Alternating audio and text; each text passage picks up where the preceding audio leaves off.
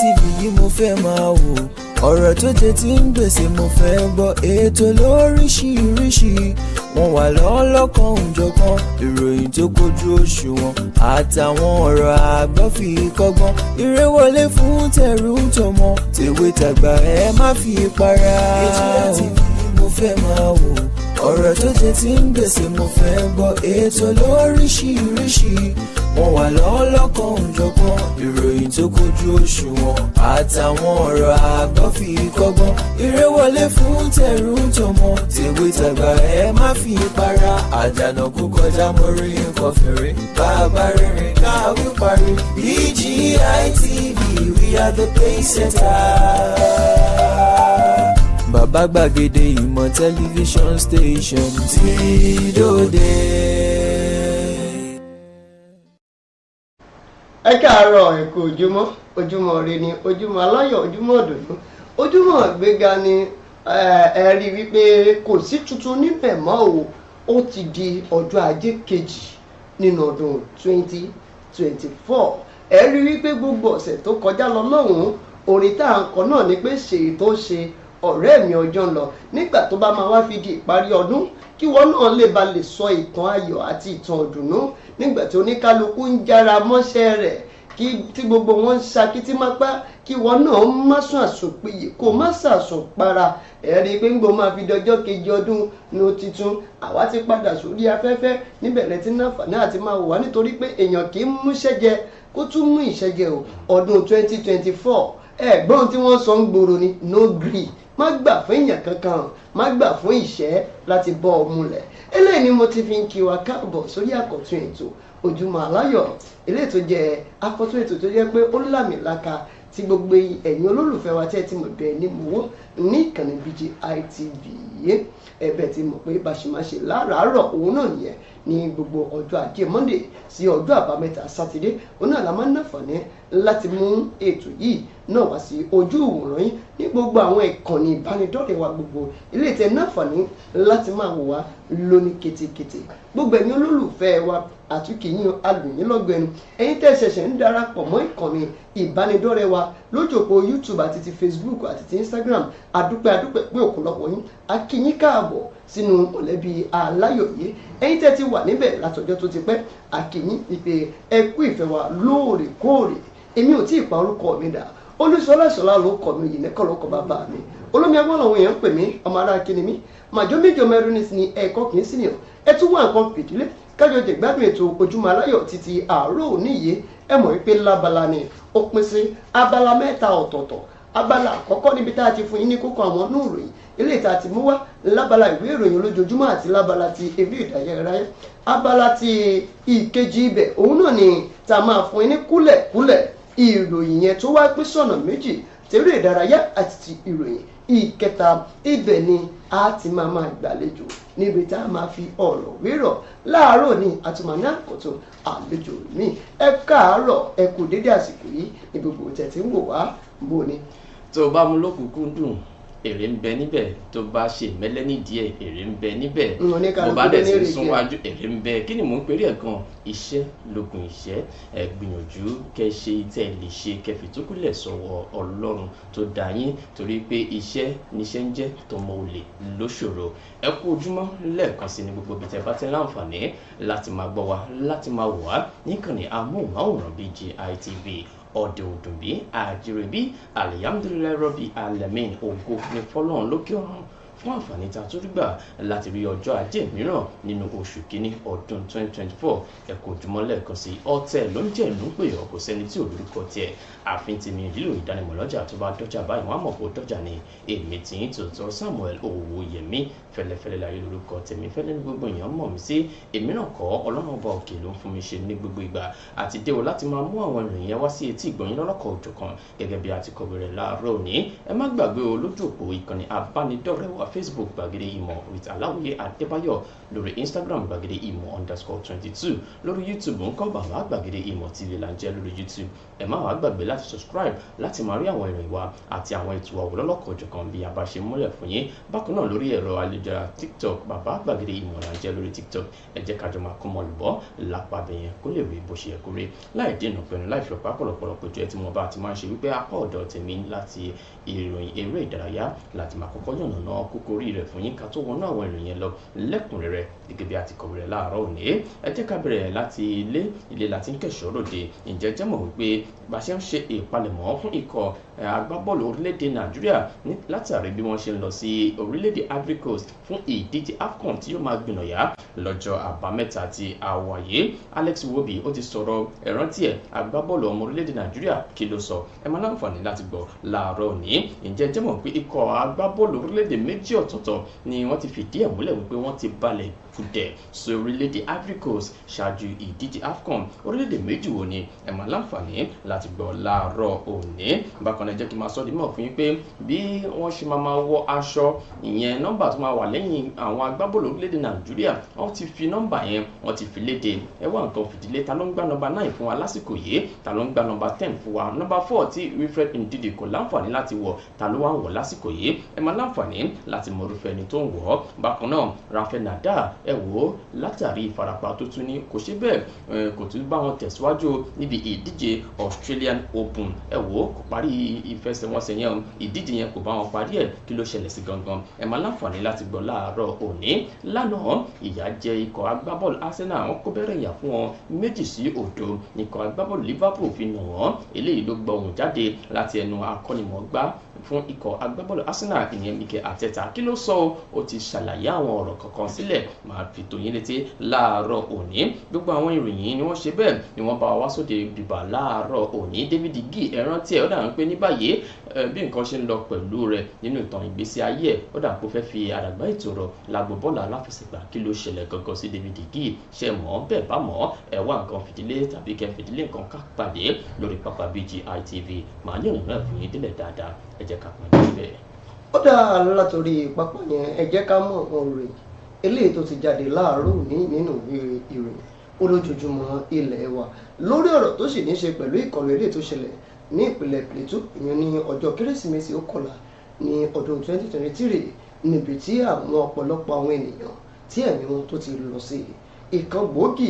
ẹni tó ti fìgbà kan jẹ́ igbákejì gíwá ọlọ́pàá lórílẹ̀‐èdè wa Nàìjíríà ló mà ti bẹnu àtẹ́ lu àwọn ẹ̀ṣọ́ aláàbò wípé níṣe ni wọn náání o àwọn ìtanilólobó eléyìí tí wọ́n gbà wọn náání rẹ̀ rárá. Tàlẹ́ni tó sọ̀rọ̀ yìí kí ni ìdí tó fi sọ pé wọn náání ìtanilólobó eléyìí tí wọ́n fi fẹ̀mí àwọn èèyàn ṣòfò ó di gbogbo ẹ̀ ó di inú ìwé ìròyìn Daily Trust láàárọ̀ níyì. Bákan náà nínú ìwé ìròyìn Daily Trust yẹn ẹ wá gbọ́ ọ̀rọ̀ tuntun náà màdé o látẹnu olùṣọ́ àgùntàn àgbà nínú ìjọ rìdíìmù ìyẹn olùṣọ́ àgùntàn Adébóyè lọ́mà sọ wípé owó ń bẹ lórílẹ̀‐èdè Nàìjíríà yìí òbítíbitì owó ni àmọ́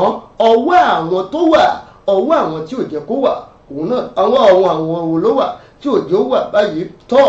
ó di inú ìwé ìròyìn yẹn láàárọ̀ níyì níbi tí olùṣọ́ àgùntàn Adébóyè tí bàbá ti sọ̀rọ̀ pé owó ń bẹ lórílẹ̀‐èdè Nàìjíríà yìí ẹ má dára yín láàmú wípé ẹ̀ ń já pamọ́ ẹ wá ẹ̀já gbóṣùbà káre fún àjọ NDLEA ìyan àwọn àjọ tó ń gbógun ti àṣìlò oògùn olóró lórílẹ̀‐èdè Nàìjíríà yìí wọ́n mà tún ṣe gudugudu méjì àti yàyà mẹ́fà nínú ìwé ìròyìn leadership ló mà ráwọ́ tó arábìnrin kan tó jẹ́ ẹni ọdún 28 níbi tó jẹ́ wípé kí ni ó ń kó àwọn nǹkan ìjà ìyẹn àwọn ọ̀bọ̀n lóríṣiríṣi ó fẹ́ lọ kó fún àwọn agbésùmọ̀mí nínú igbó níbi tí wọ́n ti ń ṣọdẹ èèyàn lọ́wọ́ pálábá rẹ̀ ló bá ṣẹ́gi. Inú ìwé ìròyìn leadership òun náà láti rí yẹn kà ní àárọ̀ níyìí. Ní ìpínlẹ̀ Kogi ohun tó ń ṣẹlẹ̀ níbẹ̀ ẹ̀jẹ̀ ń gbé yín débẹ̀ o tẹ́ ò bá gbàgbé wípé ìtẹ́ ọba kan ó ṣòfò níbẹ̀ àmọ́ ní báyìí o ẹni tó ti fìgbà kan jẹ́ igbákejì gómìnà ní ìpínlẹ̀ ọ̀hún àtẹni tó ti fìgbà kan jẹ́ aṣojúṣòfin ní ìpínlẹ̀ ọ̀hún àtẹni tó tún jẹ́ ọ̀gágun tẹ́lẹ̀ rí ní ìpínlẹ̀ ọ̀hún ló máa ń díje dupò wípé àwọn náà fẹ́ bọ́ sórí àléfà ọba tí ń bẹ̀ ó di inú ìwé ìròyìn leadership láàárọ̀ níyìí ipò agbára dùn pẹ́ ní bá ti tọ́pọ̀ agbára wò kì í fẹ́ kú ń bẹ̀ rárá fọ̀mù ipò agbára kan tó ipò agbára kan ẹ jẹ́ kú ń bẹ̀ nínú ìwé ìròyìn newspaper Vanguard newspaper láàárọ̀ níyìí Fálànà mà tún ti sọ òkú ọ̀rọ̀ jáde o Fálànà ti sọ wípé ó jẹ́ kí bẹ́tà ẹ̀dù ẹni tó jẹ́ ìkan nínú àwọn alákòóso ìyún àwọn mínísítà lórílẹ̀‐èdè Nàìjíríà yẹn kó rárá finú fẹ́ dọ̀ kó tọwọ́ bọ̀ ìwé kó sì fi ṣẹ́lẹ̀ wípé ìṣiṣẹ́ mọ́ o lórí àwọn ẹ̀sùn òbítíbitì owó eléyìí tí wọn náà ló máa kó jẹ o sí àpò ìṣúná kan tí kì í ṣe ti ìjọba àpapọ̀ ó dínú ìwé ìròyìn Vanguard láàárọ̀ òní níbi tí a ó ti máa lọ wò ó nínú ìwé ìròyìn Vanguard yẹn náà bákan náà arákùnrin kan tí orúkọ rẹ̀ ń jẹ́ Anyaku òun náà mà ti gba ìjọba àpapọ̀ orílẹ̀-èdè Nàìjíríà ó mà ti gbà wọ́n láàmọ̀ràn wípé lọ́dún 2024 yìí ohun tó jẹ́ kí a gbójúmọ́ òun náà ni bí àwọn èèyàn bí wọ́n ṣe ń pa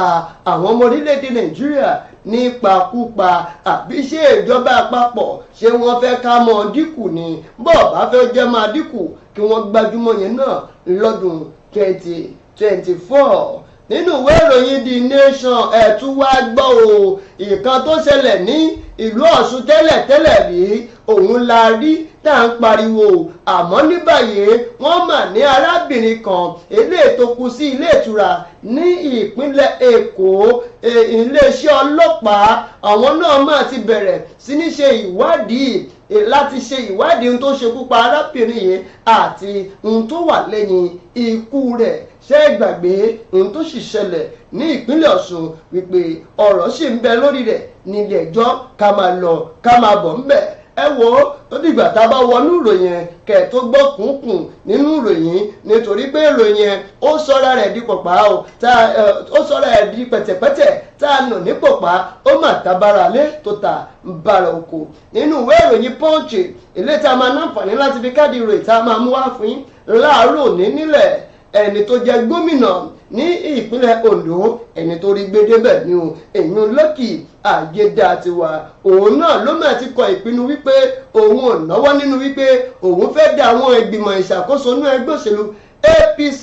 ní ìpínlẹ̀ Ondo òun fẹ́ tú wọn ká òun fẹ́ dá wọn rú ó lóun ò lọ́wọ́ nínú ẹ̀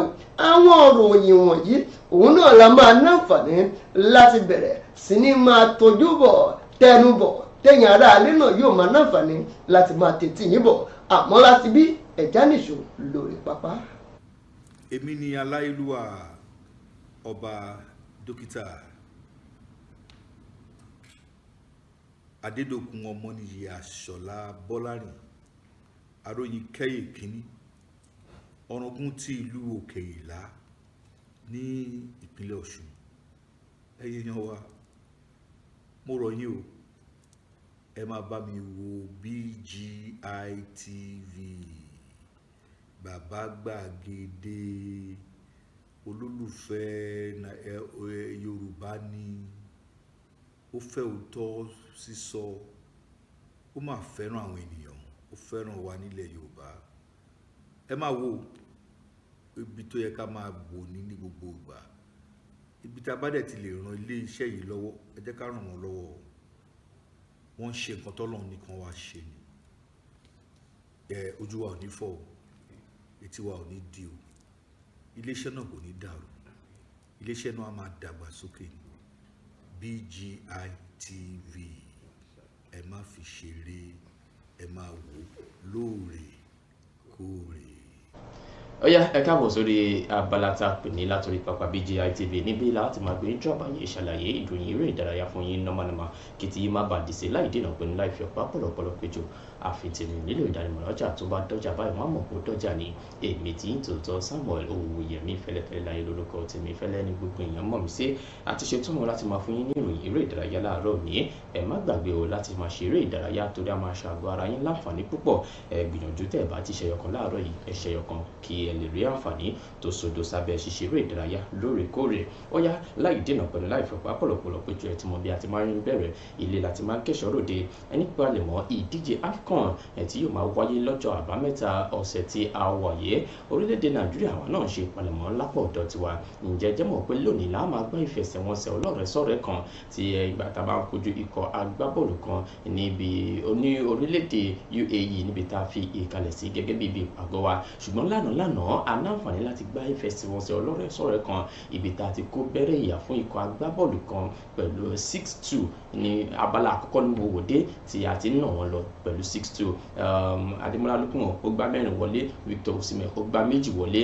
àwọn tó kù agbábọ́ọ̀lù mìíràn wọ́n gbá tó kù wọlé ṣùgbọ́n wọn ò forúkọ àwọn ikọ̀ agbábọ́ọ̀lù yẹn léde. Ṣùgbọ́n ohun tá a rí gbọ́ ni pé wọ́n fi ìfẹsẹ̀wọnsẹ̀ yẹn wọ́n fi ṣe ìgbáradì. Lẹ́ni gangan ni ìfẹsẹ̀wọnsẹ̀ ọlọ́rẹ̀ẹ́sọ̀rẹ́ tá a fẹ́ fi gbáradì gangan tí a ti fojú sọ́nà fún yóò máa wáyé yàtọ̀ sí ètò wáyé lánàá yẹn. Ẹ jẹ́ ká wo bó ṣe máa yọrí sí. Ẹ̀dùn má gbàgbé pé ọjọ́ 10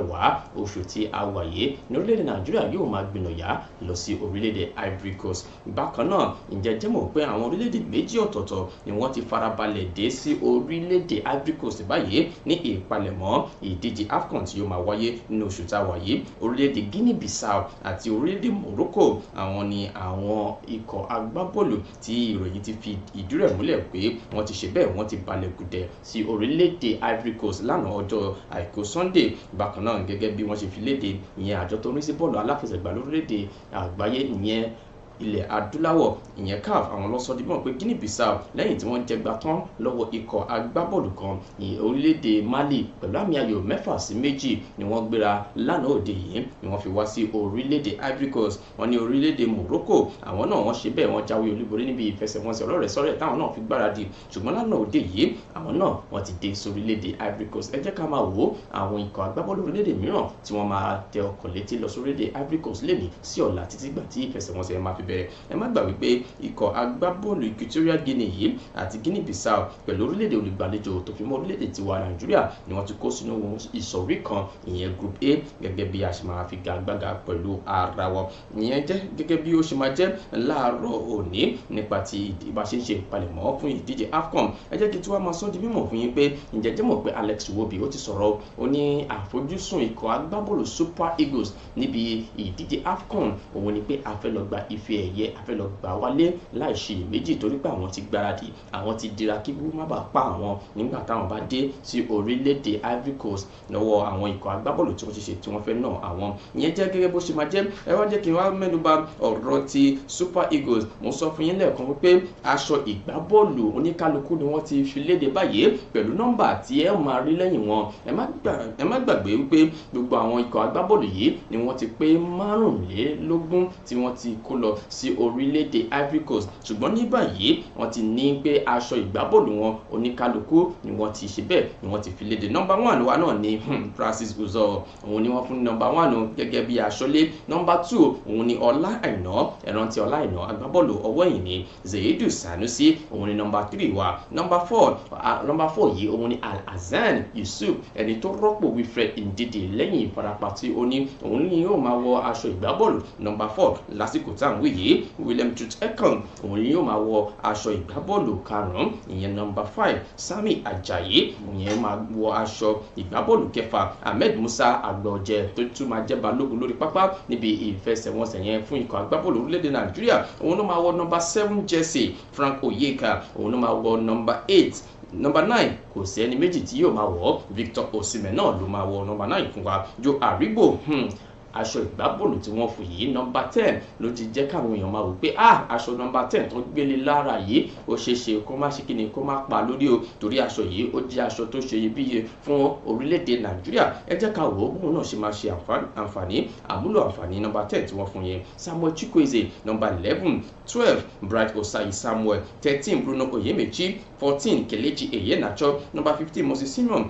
Simon ló máa gbá nọ́mbà 15. Òjó Ọlọ́runlékè Friday ìyẹn jẹ́ aṣọ́léwá kejì ìyẹn ló máa wọ aṣọ ìgbábọ́ọ̀lù nọ́mbà 16. Alex Iwobi ó pààrọ̀ aṣọ tirẹ̀ láti nọ́mbà 18 tó ń wọ̀ tẹ́lẹ̀tẹ́lẹ̀ ó bọ́ sí aṣọ nọ́mbà 17. ẹni tó wá ń gbá nọ́mbà 18 lásìkò yìí òun náà ni Ademola Lukman. Umar Sodiq nọ́mbà 19, Chidozie Awazin ìyẹn nọ́mbà 20 lòun yóò máa wọ̀. ǹjẹ́ Kabir Bassey 21 láṣọ ìgbábọ́ọ̀lù tiẹ̀. Kenneth Omeru agbábọ́ọ̀lù ọwọ́ ẹ̀yìn 22 láṣọ ìgbábọ́ọ̀lù tiẹ̀. Stanley Nwabili aṣọ́léwá kẹta tí wọ́n ṣẹ̀ pé ìyẹn máa wọ aṣọ ìgbábọ́ọ̀lù 23. 24 Victor Boniface. 25 Raphael Oyedika. bí àwọn agbábọ́ọ̀lù ikọ̀ Super Eagles yóò ṣe máa wọ aṣọ ìgbábọ́ọ̀lù tí wọ́n nìyẹn lọ́lọ́kọ̀ òjọ̀kan gẹ́gẹ́ bí ẹ ṣe máa rí wọn ní orílẹ̀-èdè Ivory Coast. ó yá ẹ jẹ́ ká kúrò bẹ́ẹ̀ ká bọ́ sí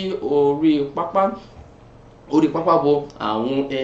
agbábọ́ọ̀lù ẹlẹ́yin lórí kan kéré ìyẹn ti àwọn lawn tennis. ẹ rántí pé Rafael Nadal ó ṣẹ̀ṣẹ̀ dé padà láti ibi ìrìn àjò tó gbé lọ fún ọdún kan tó ṣe bẹ́ẹ̀ tó dájókòó ṣùgbọ́n lásìkò yìí ó ti padà fún ìdíje Australian Open ṣùgbọ́n ààrẹ ò tí ì gbádùn dáadáa lẹ́yìn tó ṣàṣeyọrí níbi ìfẹsẹ̀wọnsẹ̀ méjì lánàá òde yìí. ǹjẹ́ jẹ́ mọ̀ pé kò bá wọn parí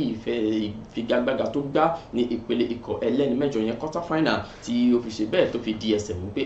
ìfarapa yìí ó tuntun padà sí àgọ́ ara mi. eléyìí ló jẹ́ kí ìròyìn sọ di mímọ̀ pé Rafael Nadal ó mà ti ní injury tuntun mìíràn lẹ́yìn ọdún kan tó ti lọ fún injury ìyẹn ìfarapa tó la iṣẹ́ abẹ lọ. nígbà tí wọ́n bi léèrè lẹ́yìn ìfẹsẹ̀wọnsẹ̀ ó ní ẹ wò eléyìí kò dùn mọ́ mi nínú ṣùgbọ́n lọ́wọ́ yìí ẹ jẹ́ kí n tètè padà lọ síbi tí mo ti wá orílẹ̀-èdè Spain kí lọ kàn sí dókítà mi láti bá mi yẹ̀ wò ní pé ibo ló ti wọ́ wá eléyìí kò lè máa bá mi lọ títì. ẹ dẹ̀ mọ̀ pé àwọn èèyàn náà ti sọ fún Rafael Nadal pé kó lọ fẹ̀yìntì ní agbo bọ́ọ̀lù ẹlẹ́yin lórí kan kéré. ẹ jẹ́ ká wo ìgbésẹ̀ tí Rafael Nadal fẹ́ gbé lásìkò yìí gẹ́gẹ́ bí wọ́n ti ṣe sọ di mímọ̀ fún wa. ẹ wò ẹ jẹ́ ká kúrò ńbẹ̀ ẹ jẹ́ ká tara ṣàṣà ká lọ sí ilẹ̀ òkèrè nípa ti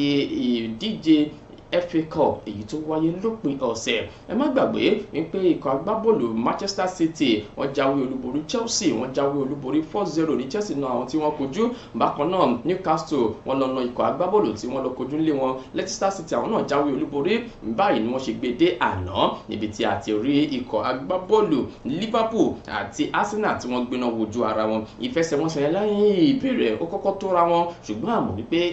ìyà ni ikọ̀ agbábọ́ọ̀lù Arsenal yóò padà jẹ nígbẹ̀yìn lẹ́yìn tí wọ́n jẹ gbà tán lọ́wọ́ ikọ̀ agbábọ́ọ̀lù Liverpool. ǹjẹ́ jẹ́mọ̀ nǹkan tí ikọ̀ agbábọ́ọ̀lù Liverpool ṣe láti ọ̀dọ̀ akọ́nimọ̀ọ́gbá wọn ìyẹn Jurgen Klopp. ó sọ̀rọ̀ ó ní ẹ wò inú mi dùn ayọ̀ mi kún pẹ̀lú ìṣọwọ́ bí àwọn agbábọ́ọ̀lù mi ṣe gbá bọ́ọ̀lù tí wọ́n fi gbé ewúro sójú ikọ̀ agbábọ́ọ̀lù Arsenal yìí. ó dúpẹ́ lọ́wọ́ gbogbo àwọn agbábọ́ọ̀lù pé ẹ ṣé o pàápàá jùlọ góò tí Luis Diaz àti Jacob gbé wọlé yẹn ó ṣe bẹ́ẹ̀ ó ṣe iyebíye fún mi lánàá. Jurgen Klopp òun ló sọ eléyìí lẹ́yìn ìfẹsẹ̀wọnsẹ̀ tí wọ́n gbá lánàá kojú ikọ̀ agbábọ́ọ̀lù Arsenal pé ẹ wò inú mi dùn ayọ̀ mi kún irú ẹ̀ làwọn máa rí lọ ẹ̀yẹn fọkànbalẹ̀ gbogbo ẹ̀ àá ṣe bẹ́ẹ̀ ní ìpele tó kàn. ibi tóun ti ń dánú ara rẹ̀ dùn ní nǹkan kan ti ṣẹlẹ̀ láti ọ̀dọ̀ ikọ̀ agbábọ́ọ̀lù Arsenal. ta ló ń sọ̀rọ̀ lọ́dọ̀ ikọ̀ agbábọ́ọ̀lù Arsenal akọ́nimọ̀ọ́gbá wọn ni ó ti sọ di mímọ̀ wípé ẹ wò mẹ́ńtálítì àṣeyọrí ta ní kò tẹ́lẹ̀tẹ́lẹ̀ kò sí ń bẹ̀ mọ́ fún wa ṣé orí ta fi ṣèwé nígbà tá a fi ń win ní ṣé kò sí ń bẹ̀ mọ́ ni òun lòun discover òun lòun ti ṣàwárí nínú ikọ̀ agbábọ́ọ̀lù Arsenal ní pé ẹ wò lásìkò yìí ó dà pé winning mentality yẹn kò sí lọ́dọ̀ wa mọ́. ó wá sọ di mímọ̀ sí iwájú pé èmi gẹ́gẹ́ bí akọ́nimọ̀ọ́gbá fún ikọ̀ agbábọ́ọ̀lù Arsenal Mikel Arteta ohun tí mo nílò lásìkò yìí ni pé ṣèbí àfẹ́ ra agbábọ́ọ̀lù ọwọ́ iwájú ni ṣùgbọ́n lọ́wọ́ yìí a nílò agbábọ́ọ̀lù atamátàsé tó lè máa bá wa ṣáná ní ọwọ́ iwájú lórí pápá. òun ni Mikel Arteta fi ọ̀rọ̀ léde lánàá nígbà tí ó sọ̀rọ̀ bí wọ́n ṣe fi ìdí rẹmi sọ́wọ́ ikọ̀ agbábọ́ọ̀lù Liverpool. ó ní ẹ wò níbi ìfẹsẹ̀wọnsẹ̀ yẹn kódà ó yẹ ká ṣe àṣeyọrí ju ti tẹ́lẹ̀ lọ ṣùgbọ́n ẹ wò ó yíwọ́ ẹ jẹ́ ká gbà bẹ́ẹ̀ ó ti wáyé náà nìyẹn ẹ jẹ́ ká tẹ̀sọ́ wájú. ẹ má gbàgbé pé ìgbà kẹta sí ìgbà kejì rèé tí ikọ̀ agbábọ́ọ̀lù Arsenal yóò máa jẹ gbà ọ́ eléyìí ló jẹ́ káwọn èèyàn máa ṣe ìméjì lórí ikọ̀ agbábọ́ọ̀lù Arsenal lọ́wọ́ tí a wà yìí. ẹ jẹ́ ká kúrò ńbẹ̀ ká fún àwọn lẹ̀ ẹ má dẹ̀ gbàgbé o ikọ̀ agbábọ́ọ̀lù lórílẹ̀‐èdè Spain Barcelona wọ́n gbá ìfẹsẹ̀wọnsẹ̀ kan lánàá wọ́n dẹ̀ ṣe bẹ́ẹ̀ wọ́n jáwé olúborí nígbà tí wọ́n na ikọ̀ agbábọ́ọ̀lù tí wọ́n kojú lánàá pẹ̀lú àmì ayò 3-0. Rafinha ó ṣèrànlọ́wọ́ ó dẹ̀ gbá góòlù kan wọlé níbi ìfẹsẹ̀wọnsẹ̀ àná yẹn ìyẹn jẹ́ gẹ́gẹ́ bí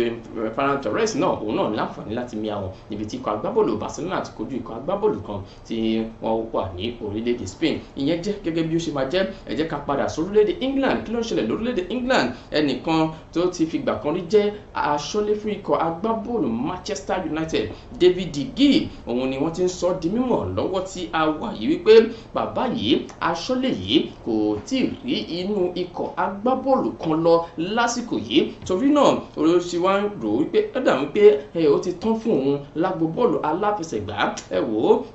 kíní kan yá ju kíní kan lọ ẹ wò ẹ jẹ́ kí n fi àdàgbà ètò rọ̀ lágbo bọ́ọ̀lù aláfẹsẹ̀gbá kò tí ì sọ ọ́ di mímọ̀ o kò tí ì make it official ṣùgbọ́n níbi tí ọ̀rọ̀ ń lọ báyìí ó dà wípé òun náà fẹ́ máa ṣe bí ẹni dágbére fún bọ́ọ̀lù aláfẹsẹ̀gbá látàrí pé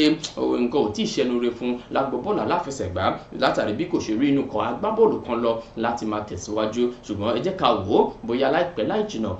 á bá ojú rere ikọ̀ agbábọ́ọ̀lù kan gbà láti wá ṣojú wọn níbẹ̀ ìyẹn jẹ́ gẹ́gẹ́ bó ṣe máa jẹ́ ẹ jẹ́ kí n máa fi eléyìí ká díẹ̀ nílẹ̀ tó bá jẹ́ wípé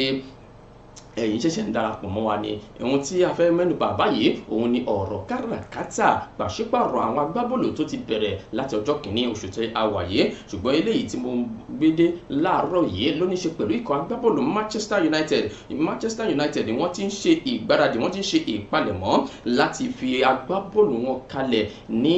ìbámu láti ra agbábọ́ọ̀lù kan Michael Olise láti inú ikọ̀ agbábọ́ọ̀lù Crystal Palace Olise yìí ni wọ́n ti ṣe bẹ́ẹ̀ ni wọ́n ti ń fi ojú sí láti ọjọ́ pípẹ́ wípé kó máa bọ̀ nínú ikọ̀ agbábọ́ọ̀lù Manchester United ṣùgbọ́n ikọ̀ agbábọ́ọ̀lù Manchester United wọ́n dúró títí di àkókò yìí láti rí pé àsìkò ti tó láti jẹ́ kí agbábọ́ọ̀lù yìí ẹ má gbàgbé wípé agbábọ́ọ̀lù yìí ló ti ń dá bí ọdún rọ̀bí òwe fún ikọ̀ agbábọ́ọ̀lù Crystal Palace ẹni tí ikọ̀ agbábọ́ọ̀lù Liverpool ẹnumiago Manchester United tí wọ́n fẹ́ gbé kalẹ̀ láti ra agbábọ́ọ̀lù yìí òun ni wọn kò tí ì fi orúkọ rẹ̀ léde ṣùgbọ́n lọ́wọ́ yìí wọ́n ti ń bá aṣojú ẹ̀ àti ikọ̀ agbábọ́ọ̀lù Crystal Palace sọ̀rọ̀ láti rí pé àwọn ṣe bẹ́ẹ̀ àwọn gbé agbábọ́ọ̀lù yìí wọlé ẹ jẹ́ kí n fún yín báwọn ìfẹsẹ̀wọnsẹ̀ ń ṣe wáyé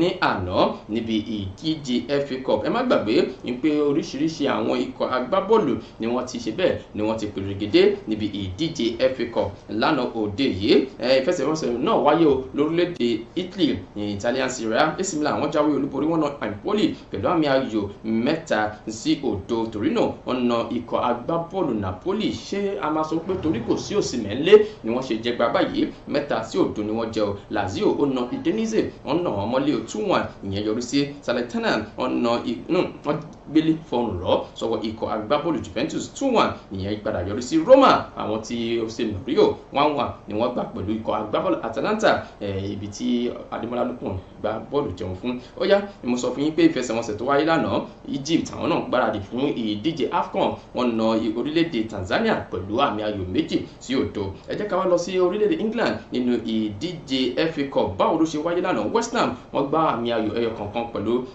Bristol City Nottingham Forest wọ́n gbá 2-2 pẹ̀lú Blackpool Manchester City wọ́n kó bẹ̀rẹ̀ yà fún Huddersfield Town 5-0 ní Peterborough United àti Leeds United wọ́n ṣe bẹ́ẹ̀ wọ́n gbéná wojú ara wọn ṣùgbọ́n nígbẹ̀yìngbẹ̀yìn ikọ̀ agbábọ́ọ̀lù Leeds United ni wọ́n jáwé olúborí pẹ̀lú àmì ayò 3-0 West Bromwich Albion àwọn yẹn na ikọ̀ agbábọ́ọ̀lù Huddersfield Town pẹ̀lú àmì ayò 4-1 Luton Town 0-0 ni wọ́n gbá pẹ̀lú Bolton Wanderers àti ikọ̀ agbábọ́ọ̀lù kan tí wọ́n jọ kojú ara wọn ikọ̀ agbábọ́ọ̀lù West Ham àti Shrewsbury Town àwọn gbá ẹyọ kọ̀ọ̀kan ni wọ́n gbá lánàá yẹn èyí tó wá lé jù bẹ́ẹ̀ tó jẹ́ pàpà báyìí tí gbogbo àwọn èèyàn fojú sọ́nà fún ní ikọ̀ agbábọ́ọ̀lù Liverpool àti ikọ̀ agbábọ́ọ̀lù Arsenal ìfẹsẹ̀wọnsẹ̀ tó ra wọn ṣùgbọ́n nígbẹ̀yìn ikọ̀ agbábọ́ọ̀lù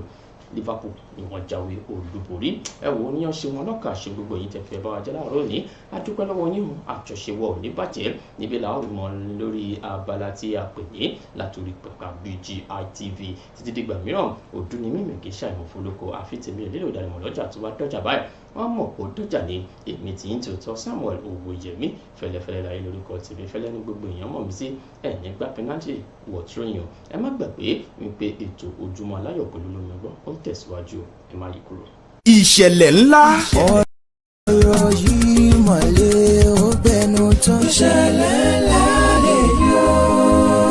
gbáǹkọ́gbì làwọn ìṣẹ̀lẹ̀ ìgbàdégbà tó tún wáyé báyìí o. ó sì gba kéèyàn ó fi kọ́gbọ́n. ó ti wá tó àsìkò wáyé láti fọgbọ́n ọlọ́gbọ́n ṣọgbọ́n tí kì í jẹ́ ká pé àgbà níwèrè. ìkànnì BGI TV túbọ̀ ń mú tuntun wá lórí ìṣẹ̀lẹ̀ ńlá. ìṣẹ̀lẹ̀ ńlá lètò tó pọn dandan kí ẹ gbọ́. kí ẹ sì tó jàǹfààní ẹ̀kọ́ tí kì í mú ní jèsí kóòtù ọ̀ràn tàbí lùgbàdé burúkú. pẹ̀lú Alhaji Aláwìyí Adébáyọ̀ tí gbogbo ayé mọ̀ sí bàbá gbàgede ìmọ̀ lọ́sọ̀ọ̀sẹ̀. ìwọ ní ìṣẹ̀lẹ̀ ńlá lọ́wọ́ tàbí ní ìrírí ìṣẹ̀lẹ̀ ńlá tí mú ní kọ àfikọ́gbọ́n. kàn sí iléeṣẹ́ amóhùnmáwòrán BGI TV ní King Thousand Estate ṣẹlẹ̀ bàbá ọlábọ̀ store Abẹ́òkúta nípínlẹ̀ Ògùn tàbí kí o pè sórí 0907-948-5035 0907-948-5035. ìṣẹ̀lẹ̀ burúkú kò ní ṣẹlẹ̀ sí yín. ẹ jẹ́ ká fọgbọ́n ọlọ́gbọ́n ṣọgbọ́n. tó ṣẹlẹ̀ lálẹ́ yóò.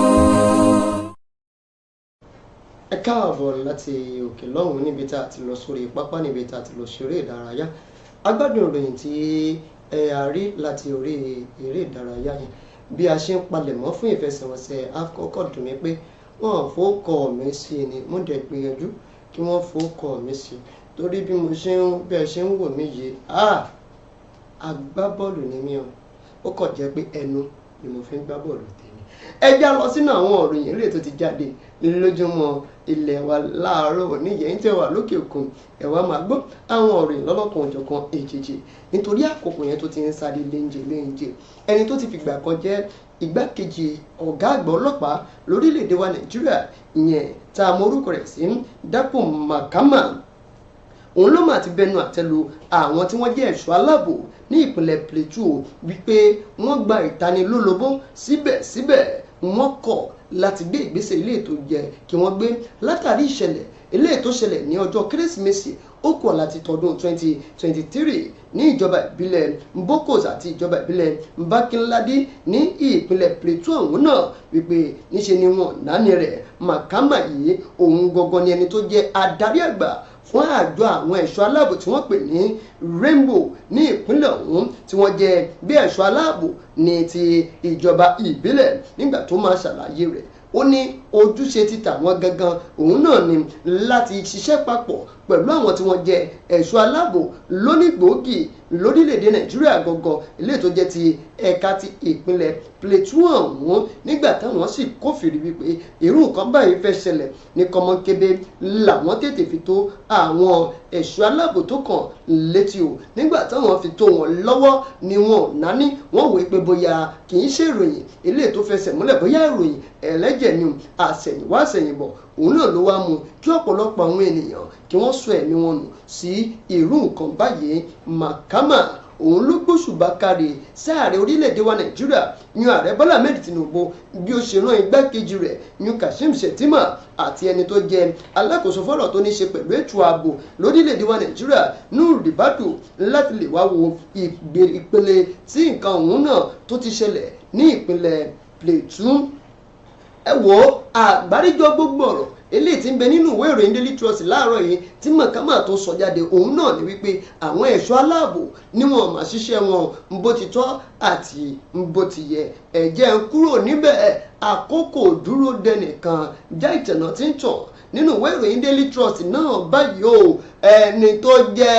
olùṣọ́ àgùntàn àgbà nínú ìjọ rìdíìmù bàbá ti sọ òkò ọ̀rọ̀ síta nínú ọdún 2024 ẹ má gbàgbé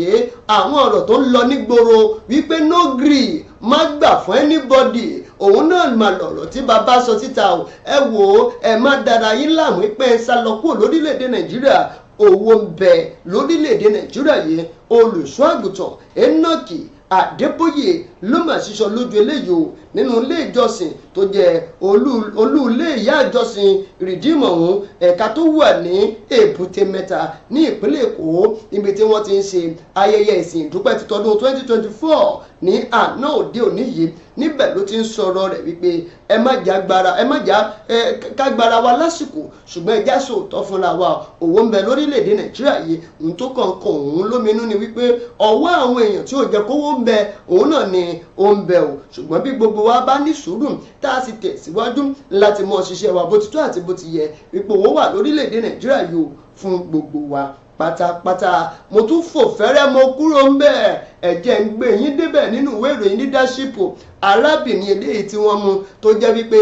agbódegbà ló jẹ́ fún àwọn agbésùmọ̀mí ó yá o ẹ̀já jọlọ sínú ìwé ìròyìn leadership Bílíkísù Sùlèmọ́nù òun náà báyìí lórúkọ rẹ̀ ń bẹ tí ń wo òun ẹni ọdún méjìdínlọ́gbọ̀n 28 òun náà ni ọjọ́ orí rẹ̀ òun ní àjọ NDLEA ẹ̀ka ti ìpínlẹ̀ Kaduna ni wọ́n rọ́wọ́ tó nígbà rọ́wọ́ tó ní ọjọ́ kẹta oṣù kìíní ọdún 2024 ni wọ́n máa rọ́wọ́ tó nígbà tí wọ́n rọ́wọ́ tó òun náà ni wọ́n ká gbogbo àwọn nǹkan ìjà olóró bí ìbọn lóríṣiríṣi kódà àwọn ìbọn tí wọ́n ní wà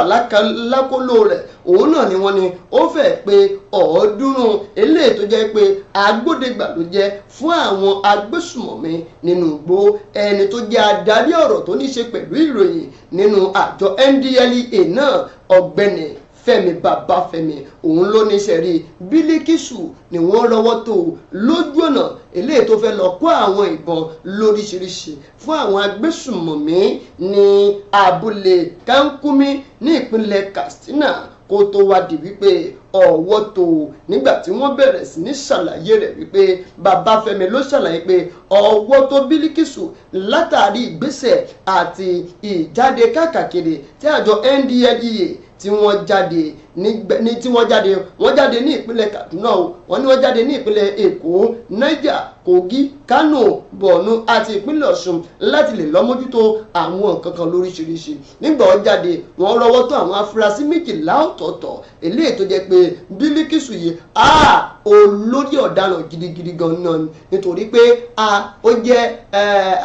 ẹni tó wà láàrin àwọn agbésùmọ̀mí tí wọ́n ń lọ kó àwọn nǹkan ìjà ogun olóró tí wọ́n lọ kó fún wọn. Ó yá nínú ìwé ìròyìn leadership yẹn náà mo ṣì wà níbi tí wọ́n ti ń du ìtẹ́ ọba mọ́ra wọn lọ́wọ́ ní ìpínlẹ̀ Kogi ẹ̀já lọ síbẹ̀. Ìjọba ìpínlẹ̀ Kogi ló mà ti sọ pé ní àní ọ̀sẹ̀ bíi mélòó kan sí tá a wà yìí o àwọn yóò kéde ẹni tí yóò jẹ kábíyèsí Onínoyè ti ìlú Èbìrà ní ọ̀sẹ̀ tó ń bọ̀ làwọn yóò kéde rẹ̀ o. Gómìnà Yàyà Bello òun ló ṣíṣọ lójú eléyìí lọ́jọ́ sátidé àbámẹ́ta lẹ́yìn ìgbà tó ń ṣe ìpàdé pẹ̀lú àwọn afọbajẹ ní ìpínlẹ̀ náà ní ìlú Lọ́kọjà tó jẹ́ olúùlú ìpínlẹ̀ Kogi. Àwọn tí wọ́n ti ń díje dupò láti gun orí ìtẹ́ náà òun náà ni wọ́n ti kó kọ wọn wá o. Lára àwọn tí wọ́n kó kọ wọn wá òun náà lẹni tó ti fìgbà kan jẹ igbákejì gómìnà ní ìpínlẹ̀ ọ̀hún ìyún ọ̀mọ̀wé dókítà Philip Salawu àti ẹni tó ti fìgbà kan jẹ akọ̀wé ilé ìgbìmọ̀ aṣojúṣòfin lórílẹ̀‐èdè wa Nàìjíríà èèyàn Barrister Àtàbà Sani Ọmọlórí àti ẹni tó ti fìgbà kan jẹ ọ̀gágun Yusufu Abubakar Amuda ṣẹ̀wádìí gbogbo àwọn wọ̀nyí òun náà ni wọ́n sọ wípé wọ́n kọ orúkọ wọn wá o eléyìí tí wọ́n fẹ́ jẹ ọba ń bẹ̀ yẹ ṣùgbọ́n gómìnà Bello yìí nínú ọ̀rọ̀ rẹ̀ ló mà ti rọ gbogbo àwọn tí wọ́n jẹ adíje dupò sí ipò ọba yìí pé kọ́ sí mẹ̀dọ̀ nítorí pé àwọn ti ń gbé ìgbésẹ̀ eléyìí tó yẹ láti lè mọ ẹni tí yóò jẹ ọba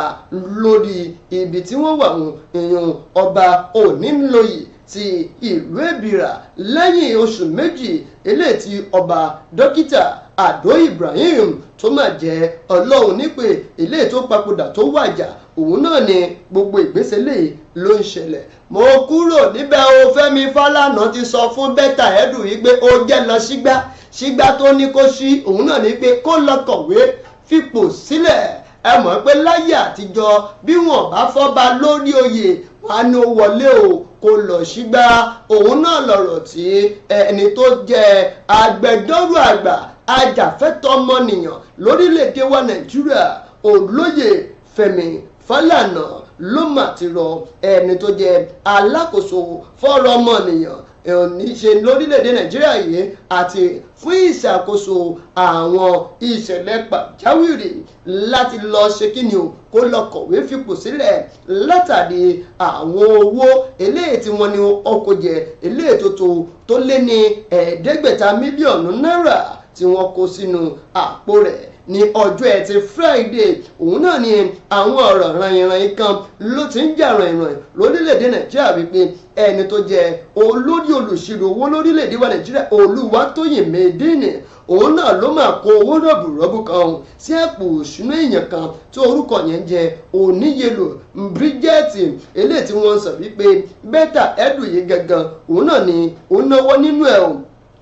nígbà táfihàn jó yàwòdì wípé kó wá máa gbẹ́dìyẹ oṣù mélòó ọdún mélòó ni ó wá sí lò lórí àléfà eléyìí tó ti wá mú pé kí wọ́n máa kówó rọ̀gbùrọ̀gbù sí àpò wọn nígbà tí wọ́n ń béèrè pé irú owó rọ̀gbùrọ̀gbù tí wọ́n kò yé kí ló fẹ́ fi ṣe wọ́n ní ó wà lára àwọn owó eléyìí tí wọ́n fẹ́ fi gbé àwọn ènìyàn kúrò nínú iṣẹ́ àtòṣe ní ìpínlẹ̀ Akwa Ibom ìpínlẹ̀ Cross River ìpínlẹ̀ Èkó kódà wọ́n ní ìpínlẹ̀ Ògùn tó sì jẹ́ wípé ẹlòmíín láàárọ̀ yìí ní ìpínlẹ̀ Ògùn kò lè jẹun ẹyọ kan láàárọ̀ yìí tẹ́ni ẹ̀ sì fẹ́ fi gbé àwọn èèyàn kúrò nínú iṣẹ́ àtòṣe ẹ wo ìròyìn kúnlẹ̀ lóníràbájì gan bẹ́ẹ̀ kẹ̀lú nínú ìwé ìròyìn míì òun ni ẹgbẹ́ òṣèlú PDP làwọn náà ti bẹ̀rẹ̀ sí ní sọ̀rọ̀ sókè báyìí o wípé ó tán bàbá ni ẹ lọ pé bí ti ń rí wá bí ti ń rí náà rí o lára àwọn alákòóso ìkíní níṣẹ́ lẹ́jọ́ ń gbẹ́ tẹ́jọ́ kúrò ń bẹ̀ ìkan náà tún rèé o eléyìí tó ti ń kówó jẹ ẹ̀yìn lọ́dún kan lórí àlééfà àwọn alákòóso yìí ń kówó èmi kọ́ ọmọ wíbẹ̀ o ẹgbẹ́ òṣèlú PDP lọ́sàn yẹn lápá ọ̀dọ̀ tiwọn ẹ̀jẹ̀ tún wá wọnú ìwé ìròyìn Vanguard níbi tí wọ́n ti gba ìjọba àpapọ̀ orílẹ̀-èdè Nàìjíríà lámọ̀ràn ẹni tó ti fìgbà kan jẹ akọ̀wé gbogbogbò fún ẹgbẹ́ Commonwealth èèyàn bàbá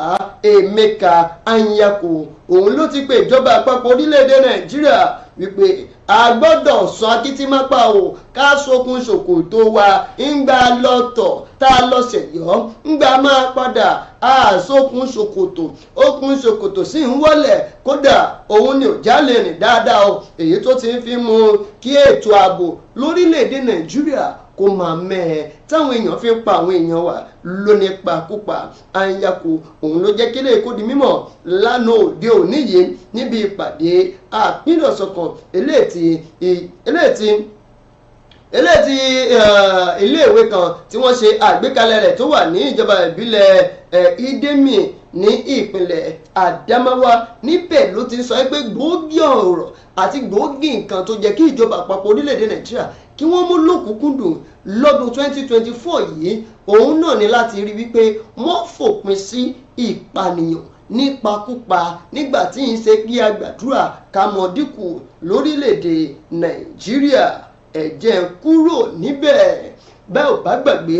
ìṣẹ̀lẹ̀ kan ṣẹlẹ̀ bí ọdún mélòó kan sẹ́yìn ní ìpínlẹ̀ Ọ̀ṣun eléyìí tó ní ṣe pẹ̀lú arákùnrin kan eléyìí tó papòdà sí ilé ìtura kan tí ọ̀rọ̀ náà tó fi di ọ̀rọ̀ ilé ẹjọ́ àtẹni tó ní ilé ìtura ọ̀hún pẹ̀lú olóyè Fẹ́mi Fálànà tó jẹ́ agbẹjọ́rò àgbà lórílẹ̀‐èdè wa Nàìjíríà tí wọ́n sì ń jà fún ẹ̀tọ́ arákùnrin eléyìí tí ó papòdà yìí bẹ́ẹ̀ tí wọ́n sì ń wọ ẹni tó ní ilé ìtura ọ̀hún lóní turuturu nílé ẹjọ́ ẹ wò ó ẹgbẹ̀rún àtẹ̀mọ́ àlélẹ́yò bá a ti ń pàkan òun náà nìkan rò ó yẹ ẹja jọ lọ sínú ìwé ìròyìn The Nation láàárọ̀ òní yìí iléeṣẹ́ ọlọ́pàá ẹ̀ka ti ìpínlẹ̀ Èkó wọ́n ti sọ wípé àwọn ò ní gbọ́ bẹ́ẹ̀ làwọn ò ní gbà àwọn ṣetán láti ṣe ìwádìí kúlẹ̀kúlẹ̀ ohun tó ṣekú pa arábìnrin kan tí wọn ò tí ì mọ èèyàn tó jẹ́ kódà ìmọ̀rúkọ rẹ̀ nínú yàrá ilé ìtura kan ní ìpínlẹ̀ Èkó ẹni tó jẹ́ alukoro fún àwọn ọlọ́pàá ẹ̀ka ti ìpínlẹ̀ Èkó ìyún SP Benjamin Hundeyin ló fìdí ọ̀rọ̀ yìí múlẹ̀ o lánàá òde òní yìí nígbà tí Benjamin Hundeyin ó máa ṣàlàyé ó ní níbi kan bíi aago 6 ó kọjá ìṣẹ́jú 17 lọ́jọ́ ẹtì Friday òun náà ni ẹni tó jẹ́ alákòóso ìyún mánéjà fún ilé ìtura ọ̀hún ló wá ṣàlàyé ìṣẹ̀lẹ̀ tó ṣẹlẹ̀ ọ̀hún sí iléeṣẹ́ ọlọ́pàá ilé tí wọ́n pè ní Trinity Police Station tó wà ní ìpínlẹ̀ Èkó náà ọ̀nì nígbà tó di aago 8 òun náà ni wọ́n tẹ̀síwájú nínú àwọn nǹkan tí wọ́n ṣe tí wọ́n sì bá ara arábìnrin ọ̀hún náà láìsí ẹ̀mí ní ara rẹ̀ ní báyìí wọ́n ti lọ́ọ́ bẹ̀rù láti lè lọ ṣe ìwádìí kúlẹ̀kúlẹ̀ láti lè lọ mú àwọn nǹkan eléyìí tó ní ṣe pẹ̀lú ikú arábìnrin yìí ṣùgbọ́n Benjamin ti sọ wípé ẹ wò ó ń báwọn ò bá mọ kúlẹ̀kúlẹ̀ àwọn ò ní dẹ̀yìn wípé léèfẹ́ mọ̀ ṣe lemọ́lemọ́ wípé àwọn èèyàn wọn kú sí ilé ìtura kí ló fà á báwo ni wọ́n ṣe ṣe ẹ wo inú ìwé ìròyìn The Nation wọn láti lè rí yẹn mú ní àárọ̀ òní bẹ́ẹ̀ bá fẹ́ kà sí ẹ má jẹ́ ń dènà pẹ̀lú àkókò tí lọ jẹ́ ń fi ròyìn eléyìí káàdì rẹ̀ ńlẹ̀ ẹni orí gbédèpò gómìnà ìyún Lucky Ayédàtiwà gómìnà ìpínlẹ̀ Ondo ọ̀gbẹ́ni Lucky Ayédàtiwà ló ti sọ wípé ẹ má kó bọ́ọ̀bọ̀ mi lọ́wọ́ Elédùmarè ló mà gbé ń dépò yìí ìyìn ò wá ní pé kẹ wá máa parọ́ ohun tí mi ò ṣe mọ́ mi ó ní ẹ wò ó bí wọ́n ṣe ń gbèrò wípé mo fẹ́ tú àwọn ìgbìmọ̀ ìṣàkóso ẹgbẹ́ òṣèlú APC ká ní ìpínlẹ̀ ọ̀hún irọ́ bátábátá ni òfútù fẹ́ tẹ̀ òun náà ni ọ̀rọ̀ náà o ẹni tó jẹ́ olórí akọ̀wé rẹ̀ sí fún ọ̀rọ̀ tó ní ṣe pẹ̀lú ìròyìn Ebenezer Adeniyan ló ń bá àwọn akọ̀ròyìn ìwé ìròyìn Punch ló ń bá wọn sọ̀rọ̀ o níbi tí wọ́n ti ń sọ wípé àwọn èèyàn kan tó jẹ́ gbòógì ọ̀mọ̀wé ọ̀làjú ní ìpínlẹ̀ Ondo ti ń sọ wípé ó ṣeé ṣe o àti wípé gómìnà Lucky Ayédàtiwà yìí ní ìpinnu àti tú ìgbìmọ̀ ọ̀hún náà ká níbẹ̀ ló ti ní ẹ wò ó ọ̀gá mi tí mo mọ̀ kò sọ ohun tó jọ bẹ́ẹ̀ o kódà èmi náà mọ̀ wípé kò lè jẹ́ ohun tó jọ bẹ́ẹ̀ láéláyé ẹ má sì gbàgbé pé Lucky Ayédàtiwà òun náà ni ó di gómìnà ní kété tí gómìnà arákùnrin Rotimi Akeredolu tó jáde láyé ní ọjọ́ 27 oṣù kejìlá ọdún 2023 èyí tó sì ń ṣẹlẹ̀ yìí òun náà ni wọ́n sì ń wò pé látàrí ìṣẹ̀lẹ̀ àti gbọ́nmi sí omi òtó ilé tó bẹ́ sílẹ̀ láàrin òun àti olóògbé Rotimi Akeredolu tó jẹ́ gómìnà tẹ́lẹ̀ rí ní ìpínlẹ̀ Ondo àti òun náà nígbà tó wà gẹ́gẹ́ bí igbákejì gómìnà òun kó tó di wípé ààrẹ orílẹ̀-èdè wa Nàìjíríà wọ́n bá wọn pẹ̀tù sí àwọ̀ tí ń bẹ ńlẹ̀ yìí kí bàbá èèyàn ọ̀gbẹ́ni Rotimi Akeredolu kó tó jáde láyé ẹ wọ àwọn ọ̀rọ̀ ìta náfààní láti mú wá fún yín náà ní eléyìí nítorí àkókò wa ẹ já lọ sókè lọ́hùn tá a bá padà dé a máa ń pàdé àlejò wa láàárọ̀ òní ẹ ṣeun bí ẹ ti ń wò wá à ń bọ̀. èmi ni aláìlúwà ọba dókítà Adédòkun Ọmọnìyí Àṣọlá Bọ́lárìn aróyin kẹ́yè kínní ọ̀ràngún ti ìlú Òkè Ìlá ní ìpínlẹ̀ Ọ̀ṣun ẹ̀yin yan wa mo rọ̀ yín o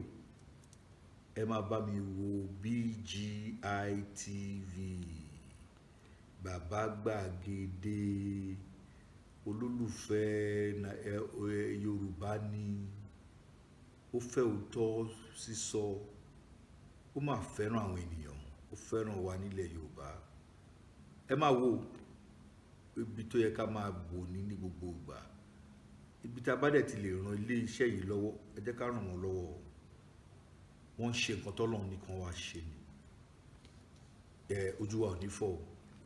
etí wa ò ní di o iléeṣẹ́ náà kò ní dàrú iléeṣẹ́ náà á máa dàgbà sókè ni BGI TV ẹ má fi ṣeré ẹ máa wò lóòrèkóòrè. ẹ káàbọ̀ padà láti òkè lọ́hùn ẹ wo àṣà tí wọ́n gbé síta lọ́dún 2024 yìí no grief for anybody ẹni tó ní grief ṣáà rọra o kó máa lọ jẹ́ ẹni tí ó ní agbára jù ẹ lọ lónìí ló máa bá a fà wípé irú àlejò mi ní lè bá wọn fà àkọ́kọ́ èmi ò ní rùngbọ̀n kọ́ wá ní no grief for ẹni tí ò ní rùngbọ̀n ẹ̀yìn ara grief ẹ káàárọ̀ sà ohun yín tutù láàárọ̀ yìí èmi náà rí bẹ́ẹ̀ ọ ti sọ pé owó ń bẹ lórílẹ̀‐èdè Nàìjíríà yìí. owó ń bẹ lọ́wọ́ yín ò dìde kó bá mi jó. ṣé ẹ̀dẹ̀ títí ń kọrin báyìí ní àlejò. àlejò wọlé náà. àtọ́ bá jẹ́ porin lẹ̀ ń kọ ká kúkú mọ̀ porin ni ẹ̀ ń kọ ká gba iṣẹ́ ẹ̀ bókẹ̀ ẹgbẹ́ bá rí Ṣẹ́gun á máa gbarin ẹ̀dẹ̀ lè kọ́kọ́ máa ṣe légbè lẹ́yìn Ṣẹ́gun. no a lè mánéjì Ṣẹ́gun ni. ẹ̀ mánéjì ẹ̀ ẹ máa padà sọ bọ́ọ̀ mi ni ẹ máa padà rán lọ sábúlé gbẹ̀yìn ni. no a máa lọ sí Canada. ẹ wọ ẹ bá mi kí àwọn ará àdé láàárọ̀ wọn ní. ok ẹ̀yin tẹ́ ń wò wá tí ẹ ń gbọ́ wa ẹ ti mọ̀ wá pé àwa náà ni a máa wá síbí báyìí as bí Yorùbá ṣe sọ mo kí yín pé it's going to be a good day lágbára Ọlọ́run. ẹ bá wa sọ Yorùbá èbó yìí pọ̀. Nàbà ní ká sọ Yorùbá àpẹẹlẹ àná o. ṣe èbó náà lẹ́wà fẹ́ sọ nílé àná tọ́ àlejò wa ti dé ẹ bá ń dárúkọ yín kan fáwọn èèyàn tí ò náà fàdé àti ní tó jẹ́ gbígbà àkọ́kọ́ rẹ̀. ok orúkọ tèmi ni Moríre Rẹ̀pílà Lawal. Moríre Rẹ̀pílà Lawal ọjọ́ ń bọ̀ lólúwa rí tábìlì túmọ̀ Ràbílà ti ń bẹ nínú orúkọ yẹn torí tèmi mọ̀ ní Ràbí eléwé lèmi mọ̀ bí a máa ń sọ nílẹ̀ Yorùbá. Ẹ̀tọ́ ohun tí a fẹ́ gbéyẹ̀wò láàárọ̀ níyì ọ̀rọ̀ tó ní ṣe pẹ̀lú ọ̀rọ̀ ètò ààbò ẹ jẹ́ kọ́kọ́ mú yẹn ní àkọ́kọ́. Ẹ já wo ẹni tó ti fìgbà kan jẹ́ igbákejì gíwọ́ ọlọ́pàá lórílẹ̀‐èdè wa Nàìjíríà yan Assistant Inspector General of Police tí wọ́n pe orúkọ rẹ̀ ní Dabum Makama tóun náà wá láti ìpínlẹ̀ Plateau. Kódà wọ́n ní ohun gangan ni adarí ìyẹn coordinator of operation ti àwọn ẹ̀ṣọ́ aláàbò tí wọ́n dá sílẹ̀ tí wọ́n pè ní Operation Rainbow. Níbẹ̀ ó sọ àwọn ọ̀rọ̀ kan ó ní àwọn ẹ̀ṣọ́ aláàbò tí ń bẹ ní ìpínlẹ̀ Plateau ọ̀hún látàrí ìṣẹ̀lẹ̀ tó ṣẹlẹ̀ ní ìpínlẹ̀ Plateau lóṣù tó kọjá ní ọjọ́ Kérésìmesì okù ọ̀la wípé wọ́n ṣàìnáání wọ́n ṣàìbìkítà sí àwọn ìròyìn tí àwọn gbélé wọn lọ́wọ́ wípé àwọn ò sì lè gbáwájú nítorí pé ìdásílẹ̀ tí wọ́n dá àwọn lẹ̀ káwọn kí wọn lẹ́yìn ni bóyá àwọn kan bá ti ń ṣẹlẹ̀ kágbé yẹn ti sẹ́gbẹ̀ẹ́ kan káwá wo arábìnrin tí wọ́n porúkọ ẹ̀ ní Bílíkísù Sùlèmọ́nù yìí ẹni ọdún 28 tó wá ń jẹ́ bí agbódegbà fún àwọn agbésùnmọ̀mí. Tó bá jẹ́ mi ní bí àwọn NDLA tí wọ́n mọ yẹn kódà àti ìní kéde rẹ̀ ń wà ní kí kó máa mú wa lọ síbi tí ó ń gbé àwọn ìbọn yẹn lọ. Àwọn ọba tí wọ́n gbà lọ́wọ́ ẹ̀ arábìnrin yìí kí ni nǹkan tẹ́ lè rí sí ètò ààbò nìyẹn o. Ẹ tún wá wò ó nínú kan ní àwọn bàbá wa kan lórílẹ̀‐èdè Nàìjíríà tó jẹ́ ti ẹ̀ka ti Ìgbò wọ́n sọ wípé òun lára àwọn nǹkan tó jẹ́ kí orílẹ̀‐èdè Nàìjíríà kí wọ́n gbájúmọ́ ni pé wọ́n ti ń pa àwọn èèyàn nípakúpa jù lórílẹ̀‐èdè Nàìjíríà. Ṣé wọ́n fẹ́ mọ dínkù ni gbígbà àti bóyá pé apọ̀jù bóyá fẹ́ mọ jáma ẹ má jẹ́ wọ́n dá yẹn kó pọ̀ jù lórí gbogbo àwọn ọ̀nà bíi mẹ́ta tí mo béèrè kalẹ̀ yìí lórí ètò ààbò kí ni tẹ́ rí sí i. Lákọ̀ọ́kọ́ náà ni pé kò ń ṣọjọ́ tá a bá bímọ lọ́mọ máa rìn ó máa gbà ní àwọn ọdún yóò kọ́kọ́ fàyàrá bẹ́ẹ̀ ni bíi kó lu pọ́ọ̀tì bíi kó fẹsẹ̀ gbá chíà tàbí kó lu lẹ́gàn. Tèmi ni pé a ti rí success kankan lórí insecurity fún ààrẹ Bọ́lá Ahmed Tinubu ṣùgbọ́n tèmi ni pé kán túbọ̀ gbìyànjú sí kí wọ́n charge àwọn service chiefs lórí army ni o air force ni o navy ni o ọlọ́pàá ni o mopo ni o bẹ́ẹ̀ àti bẹ́ẹ̀ lọ kán wá gbìyànjú budget tí wọ́n sign fún armory ìyẹn ríra ìbọn àti bẹ́ẹ̀ lọ because ìbọn pọ̀ oríṣiríṣi bá ṣe ní AK-47 la ní AK-49 la ní pistol nǹkan bẹ́ẹ̀ yẹn kán wo àwọn ìbọn tí àwọn ọlọ́pàá ń lò àwọn army ń lò kán wò sí àwọn èyí developed country tí wọ́n ń lò then láfikún tí wọ́n bá tí checkmate àwọn gbébọn yìí pẹ̀lú international connection tí wọ́n ní níbo náà ti ń ríbọn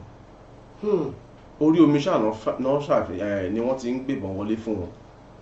Thomas lo ship ṣé bẹ́ẹ̀ náà ni àwọn navy wa ni wọ́n lè checkmate wọn ni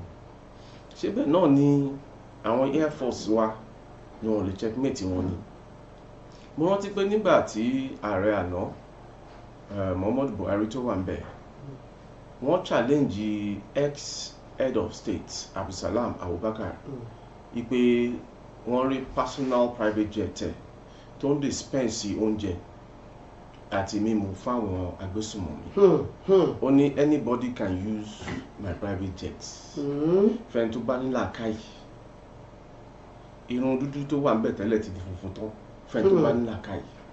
and you call yourself a professional CIA personnel, or you know, because most of these head of states tán ti wà ń bẹ̀ tẹ́lẹ̀ rí non ní affiliation pẹ̀lú àwọn CIA. Bẹ́ẹ̀ni. She understand, because they are special intelligence personnel. Private jet ṣe máa bí ìgbà tẹ́ pé o páàkì mọ́tò sínú slot nsìn kí mọ́tò kan wá dé ń bẹ̀ kó wá nìyẹn bó bá ṣe mú gate man ló lè ṣí gate sílẹ̀ kí mọ́tò jáde. Ṣé ọ̀rọ̀ tó ní làákàyè nìyẹn? She understand. So when President Bola Tinubu tó ń bá checkmate international links táwọn Boko Haram yìí, táwọn ISIS yìí, táwọn bandits yìí tó ń ní, fídíò kan lọ viral ní last week. Àwọn ọmọ àlè Agbesunmomi náà wọ kákí sójà, wọ́n dẹ̀ wọ búùtì sójà. Tó bá pa sójà, báwo ló fẹ́ ní aṣọ? Tó bá ní connection pẹ̀lú àwọn kọ̀ọ̀kan nínú sójà, báwo ló ṣe fẹ́ ní aṣọ? Àwọn tó wá mú as captives, àwọn yẹn lament pé please kinní kan. Mo gbọ́ tí Agbesunmomi kan tó ń ṣe fídíò, ó ní mommy, see your child here, pẹ̀lú wèrè Fúlàní tongue. You know, ṣé a fẹ́ sọ pé àwọn igbó táwọn púpù yìí ń wà, ṣé a lè rí nǹkan ṣe sí i? sáà mọ bẹ́ẹ̀ ni ó pẹ̀lú ìbéèrè tí mo fẹ́ béèrè lórí ọmọ arábìnrin tí wọ́n mú yìí, tí wọ́n ní wọ́n fẹ́ gbé kó ìbọn lọ fún wọn. Ṣé bí wọ́n ṣe mú yìí ló dà ní, àbí ó jẹ́ kí wọ́n tọpinpin ẹ̀gbọ́n lọ síbi tó fẹ́ kó àwọn kìíní lọ? The thing is this, a lè sọ pé wọ́n ṣe mú yẹn pé kò dáa, a lè sọ pé ó dáa. Ẹlẹ́kẹta ni pé a ò lè sọ nípa discreet investigation tó máa wà lórí arrest ìtàn arrest yẹn. Lẹ́yìn tán mú yẹn, wọ́n máa strategize bókè níbo ló ń gbébọn yìí lọ. Èyí tó ti wá kéde èyí nǹkan tí ó ròyìn ti pé táwọn yẹn náà ti ní gbọ́rọ̀ yìí. Wọ́n ṣe wá kéde ẹ̀ yìí, Sherry, there is one disease with Nigeria and every government tó ń wá. Ìjọba wa, they should stop being electronic governments, in the sense that pé ẹyẹ polongo ń tẹ́ fẹ́ ṣe fáwọn enemies. Ká gbé ìgbésẹ̀ ká jọ sí wọn lọ́nà tí wọ́n mọ̀. Exactly, because bọ́n ṣe attack àwọn tí wọ́n gbébọn, tí wọ́n ní nǹkan kan, unaware ni. Àwọn náà pariwo ẹ̀. Ẹ ṣe kinní yìí, ẹyẹ wá sórí afẹ́fẹ́ mọ́. Apá 800 and kinní kan Boko Haram, picture wọn dà. We arrested 1,000 kinní kan, where are they? You understand? Arrest Agbesunmomi the following month, okay, àwọn ti túbà, kọ́ òun níṣẹ́, kọ́ òun lè padà sí ìgboro. Ṣé ọ̀rọ̀ nìyẹn? Wọ́n wá kò ní kílẹ̀ yẹn lébọn máa ń pè sí amnesty. Wọ́n wá sọ pé wọ́n dá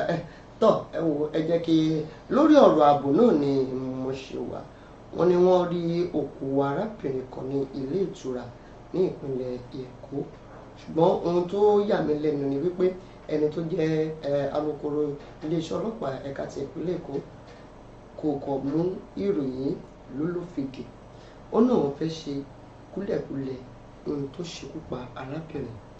Wọ́n ṣẹ̀ṣẹ̀ mú ìròyìn wá wípé èèyàn kan kú sí ilé ìtura tó jẹ́ pé wọ́n kàn lọ́bẹ̀. Ẹ má sì gbàgbé pé nǹkan kan ṣẹlẹ̀ ní ìpínlẹ̀ Ọ̀ṣun tó jẹ́ pé ó làmìlaka lórílẹ̀‐èdè Nàìjíríà yìí. Kí ilẹ̀ tún rí sí apá ilẹ̀ Yorùbá tún lè léyìí, eléyìí tí kúrò lọ́wọ́ ìjọba àpapọ̀, àwa ara wa tún lè léyìí. Ṣé ilé ìtura tó ti wá ṣòro wọ̀ báyìí ni? Àti pé béèyàn bá wá lọ sílé àjèjì pé ibẹ̀ wá ṣùyàn ń bẹ̀, káyì àtúndì wọlé ìtura wa tún di ogun báyìí, kí lè rí sí? Ọ̀rọ̀ tèmi lórí pọ́ǹtì ilé ìtura ni pé ìwọ tó bá lọ ilé ìtura dágbére ńlé pé ibi báyìí ni mo lọ. Ẹlẹ́ẹ̀kejì, ṣe rí ọjọ́ tí a bá tó ní restructure, tán bá tó restructure Nàìjíríà, tí òfin orílẹ̀-èdè bá jẹ́ òfin fún gbogbo ọmọ ìlú, tí ò ń ṣe òfin fún olówó ọlọ́rọ̀ bọ̀rọ̀kìnní, tí kò ń ṣe òfin pé ẹ̀tọ́ bá ti kọwọ́ ká gbé kéèsì yẹn jù sílẹ̀, the better for Nigeria. Tán bá trace ẹni tó dolóògbé nílé ìtura, tán bá rí pé àwọn staffs tán bá rí ní omi ìsọ̀kọ́ àwọn ará ilé ìtura ló pa o tán bá rí positivity pé àwọn òṣìṣẹ́ ilé ìtura ló pa arábìnrin náà tẹ́ni tó bá wà ní ilé ìtura bá jẹ́ bọ̀rọ̀kì nìkan ní ìlú Èkó tó bá ti pe commissioner of police ẹni báyìí ní IPO kéèsì yìí nílé ìtura mi ẹ sọ fún pé kó jáwọ́ ń bẹ̀ ẹ bá ń fún ní 5 million ẹ̀yin náà ẹ gba 10 million ló bá end. But we need to work assiduously and tirelessly ipe iṣẹ́ tó yàn mí fún ọ tí mo gbà yìí ni kí n bring sanity sí ìpínlẹ̀ tí n bá wà. Tá bá mú iṣẹ́ wa gẹ́gẹ́ bí Ṣẹ́gun ṣe ń tẹ kíbọ̀dì tó lè ránjú mọ́ system tí àwa náà tá wà ń bí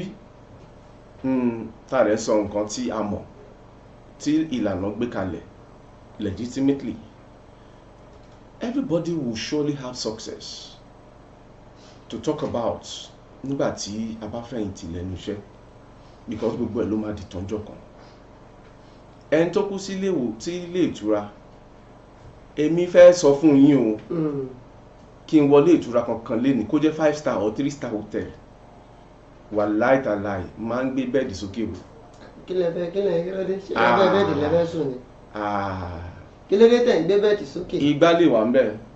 kàbọ̀ṣẹ́ dúdú. máa dẹ̀ wọnú bathroom dáadáa. inú kọ́ńbọ̀dù nǹkan. everything even semi fridge tó máa wà lẹ́gbẹ̀ẹ́ bẹ́ẹ̀dì máa ṣì máa wò. àwọn tí ò bá ẹ mọ̀ pé wọ́n ń kọ́ sórí lọ́pọ̀ ọgbà. àlàyé ẹ mọ̀ chẹ́ẹ̀kì rúùmù tẹ́ bá gbà nílé ìtura. wọ́n ti ní a máa ṣẹ́ẹ̀kì ẹ̀ wọ́n sì ní ká máa dágbére bàbá ń lọ ilé ìtura bẹ́ẹ̀ náà bá ti ń lọ ilé ìtura nísìn ẹ máa dágbére ìwọ náà mọ dágbére ó ṣe join union ní o tún lo ríngì lẹ́nu ṣí ọ. mo gbàgbé ẹ̀ sílé ni ẹ yẹ ká fi yẹn ká fi dá a lé mọ́ láàárọ̀ yìí ẹ bá yẹn káwọn ará lé. ẹni tí ọ ṣe fún mi tí ń fi bínú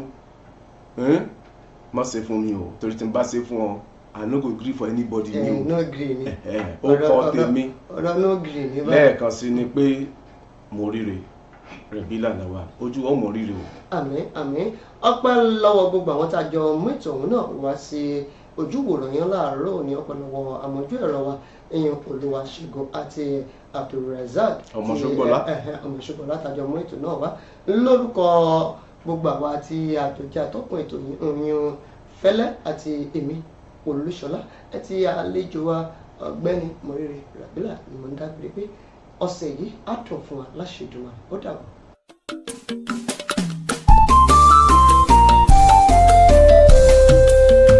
BGI TV yìí mo fẹ́ máa wò ọ̀rọ̀ tó jẹ ti ń gbèsè mo fẹ́ gbọ́ ètò lóríṣiríṣi wọ́n wà lọ́lọ́kan òjọ̀kan ìròyìn tó kojú òṣùwọ̀n àtàwọn ọ̀rọ̀ àgbọ́ fi kọ́gbọ́n eré wọlé fún tẹ̀rù tọmọ tèwe tàgbà ẹ má fi para. BGI TV mo fẹ́ máa wò ọ̀rọ̀ tó jẹ ti ń gbèsè mo fẹ́ gbọ́ ètò lóríṣiríṣi wọ́n wà lọ́lọ́kan òjọ̀kan ìròyìn tó kojú òṣùwọ̀n àtàwọn ọ̀rọ̀ àgbọ́ fi kọ́gbọ́n eré wọlé fún tẹ̀rù tọmọ tèwe tàgbà ẹ má fi para àdànà kó kọjá mọ́rí nǹkan fèrè bàbá rere káwí parí BGI TV we are the pace setters. Bàbá gbàgede ìmọ̀ tẹlifíṣọ̀n station tí dòde.